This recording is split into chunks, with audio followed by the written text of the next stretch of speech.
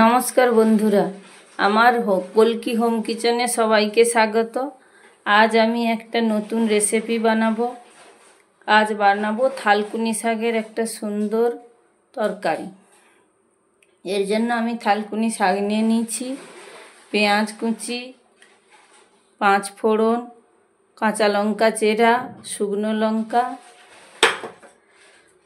आलू कुचि, बेगुन कुचि, पोस्त और सर्षे बाटा। थालकुनी शाकटा पेटेर पक्षे खूबই ভালো।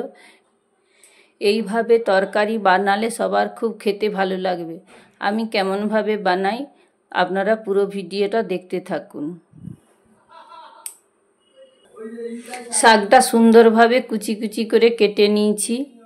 এবারে গ্যাসে কড়াইটা বসিয়ে দিয়েছি।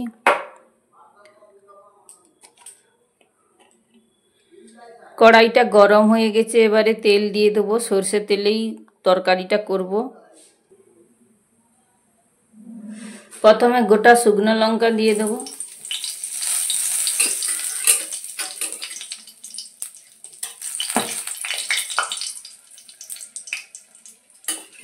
শুকনো লঙ্কাটা একটু ভাজা হয়ে গেলে 5 ফোড়ন দিয়ে দেব। পেঁয়াজ কুচি দিয়ে দেব। আমি এখানে একটা পেঁয়াজ কুচি দিয়ে দিয়েছি।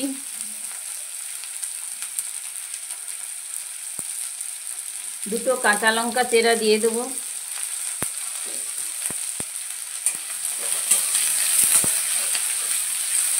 পেঁয়াজটা ভাজা ভাজা হয়ে গেছে, এবারে শাকটা দিয়ে দেব। কেন এই শাকটা খুবই শক্ত শাক, এই জন্য আগে দিয়ে দেব, নরম হতে সময় লাগবে। ঢাকনা ঢাকিয়ে লো ফ্লেমে রান্নাটা করব। ঢাকনাটা খুলে আলু কোচানোটা দিয়ে দেব। কোচানো আলুটা দিয়ে দিচ্ছি। আবার ঢাকনাটা ঢাকিয়ে দেব।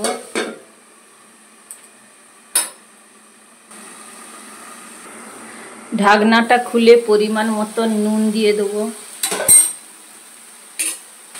হলুদ গুঁড়ো দিয়ে দেব,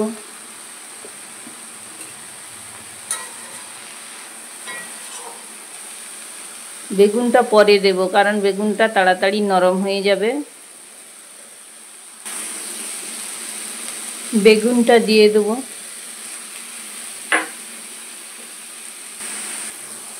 পোস্ত আর সর্ষে বাটাটা দিয়ে দেব।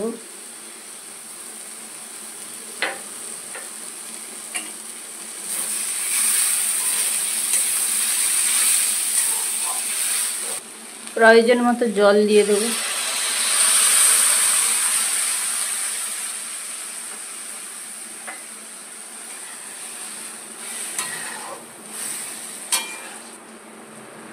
তবে পেটে কৃমি হলে খালি পেটে অনেকে 2-4টা পাতা প্রত্যেক দিন খালি পেটে খায়। তরকারিটা মাখা মাখা হবে, জলটা শুকিয়ে গেলে একটু পরে নামিয়ে নেব। তরকারিটা শুকনো শুকনো হয়ে গেছে, এবারে কাঁচা সর্ষের তেল একটু দিয়ে দেব।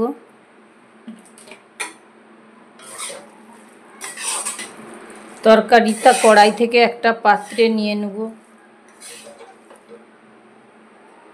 যদি আমার ভিডিওটা ভালো লাগে তবে লাইক, শেয়ার এবং কমেন্ট করতে ভুলবেন না। আজকের মতন ভিডিওটা এখানেই শেষ করছি।